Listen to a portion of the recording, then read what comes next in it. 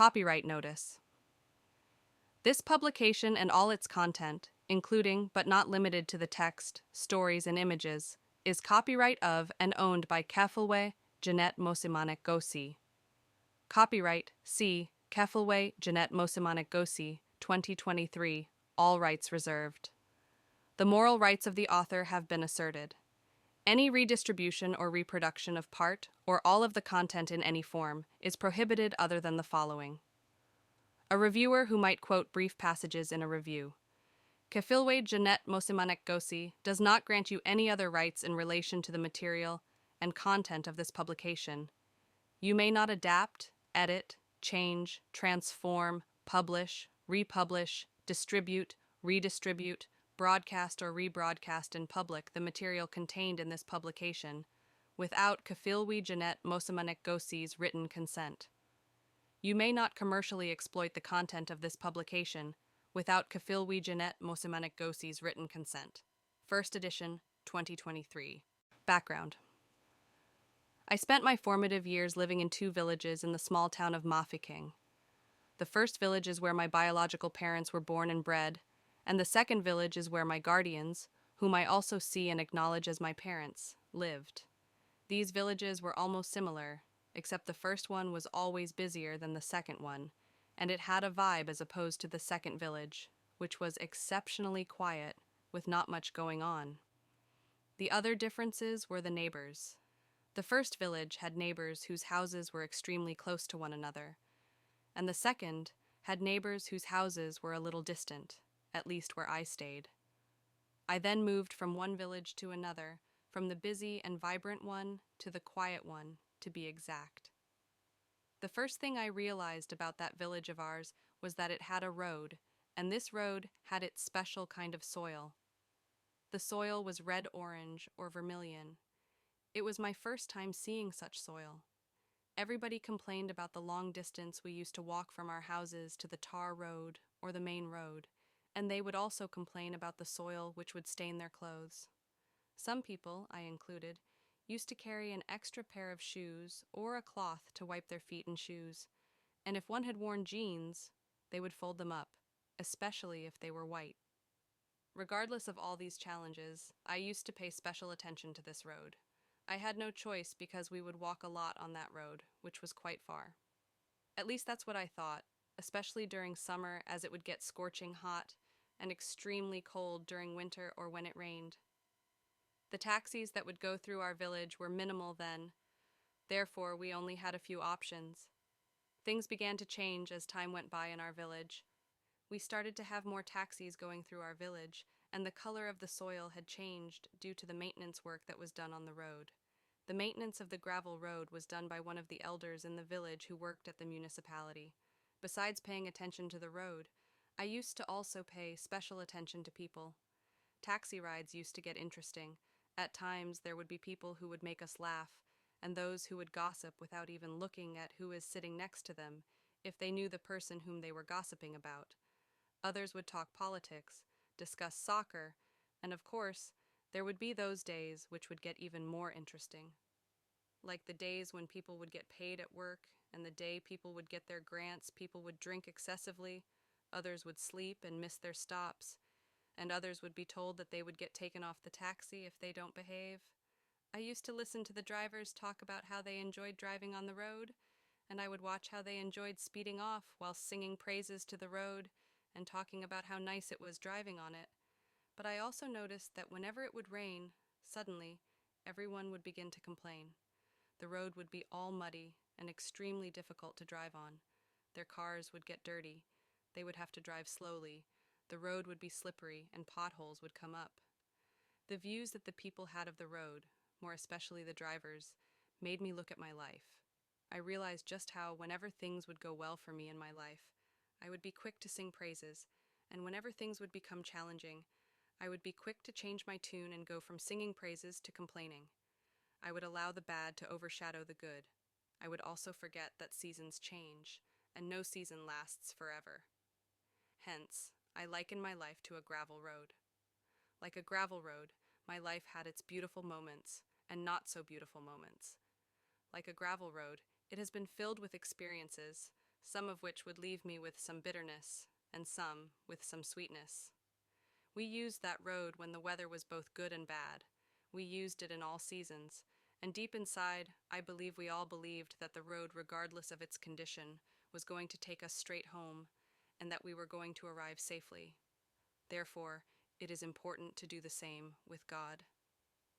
It is important to put our trust in Him and believe that regardless of the storms in our lives, He will never leave us nor forsake us, and that as Psalm 66 verse 12 says, He will bring us out into a wealthy place. Dedication. Firstly, all glory be to my personal Lord and Savior Jesus Christ. I thank Him for this gift of writing and for all the wisdom He has given me. To my parents, Papa Tatayat Sil Petrus Mosimanek Gosi and Mama Mamachi Anna Mosimanek Gosi, I thank God for you. You took me in as one of your own. I know all the sacrifices you made so that I could be the woman that I am today, and I'm eternally grateful for that. I love you. To my dear siblings, thank you for allowing me in your lives as a little sister. Thank you for your unconditional love, care, and valuable lessons that you have taught me. I am forever grateful to you. I also extend my gratitude to my other family, the Motsumis, for the role have played in shaping me into the person I am today. I cherish the memories we have made together, and I am grateful for your love and support throughout the years. To my nieces and nephews, Auntie loves you so much, and I hope you will also be inspired to go after your dreams. And I thank the Most High God for my biological parents. They loved me and left me with precious memories that I cherish a lot. I'm grateful for the time I got to spend with them. Chapter 1. Life with my first family. I spent the first part of my childhood with my biological parents, my aunt and her 2 children, and my uncle. My aunt was the firstborn of 3, my uncle was the secondborn, and my mum the lastborn. Both my mum and dad came from the same village. I lived with my aunt at her parents' house. My aunt had 2 children, the firstborn, whom I regarded as my uncle, and the secondborn whom I regarded as my best friend, and my twin sister, even though we had an age gap of 6 years. She and I were very close. We were also treated the same way. Whatever my aunt would do for her, she would also do for me, and my parents would do the same. They regarded my cousin as theirs, and so did my aunt. Our mothers were sisters, and they set a good example for us. I believe we copied what we saw and were exposed to. We were never exposed to toxicity. We were exposed to love, friendship, and respect. We grew up in a toxic-free environment. They might have fought before or even countless times as siblings, but I don't have any remembrance of such moments. Preschool was amazing for me. We had a lovely teacher whom I still remember to this day. I still remember how every time my aunt and I would run into her, she would also complain about how I would put my hands in my waist like a grown person, and how I would pull my nose like I was smelling something bad.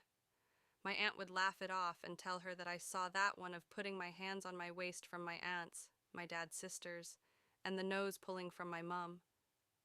I had 1 female friend and 2 male friends at preschool. I considered them to be my boyfriends, and it's only when I was already an adult that one of them came to me and reminded me of how I was a girlfriend of his in preschool. My cousin also reminded me of it. In fact, she is the one who usually reminds me of a lot of things, and for some reason, I always remember, and we always have a good chuckle about those memories. I also remember how they used to accompany me back home from school, and how they would even carry my school, except for the days when my mum would come to pick me up from school. My mother was my best friend. There were days where she would be at home, and some days she would be with my dad. They had plans, and one of them was for me and my cousin to go and stay with them. She was a sewer, and she used to sew clothes for me, and she was also good with hair, and she used to do my and my cousin Eddie's hair. Both my uncles were working at the mines, and they did not stay full-time with us. My dad also worked far from home but would visit. So, most of the time, it would just be my aunt and her girls, me and my cousin.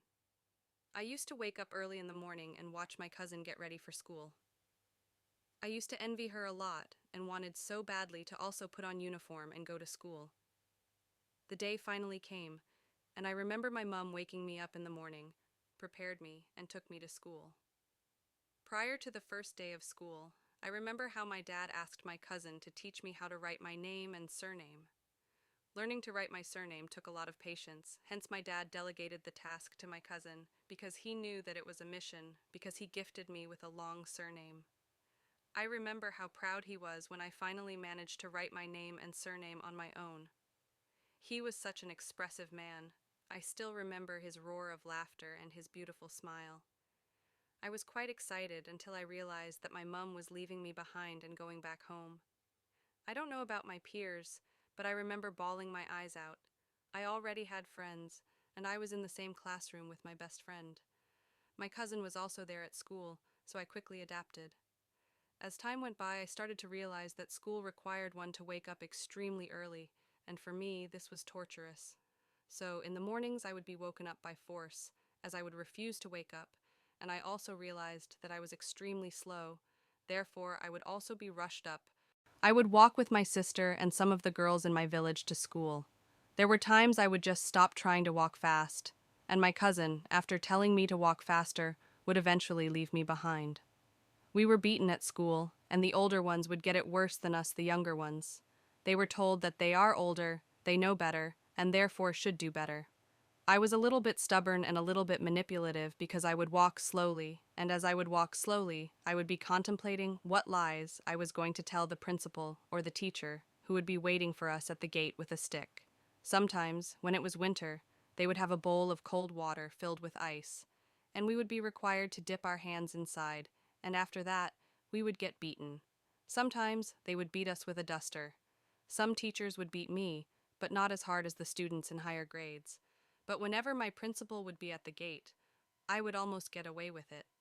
I would almost get away with it because I would not get beaten, but I would be asked to pick up papers around the schoolyard, and that's because the principal knew my parents, and I was extremely tiny. I was also afraid of being beaten, so I would cry like I was getting killed.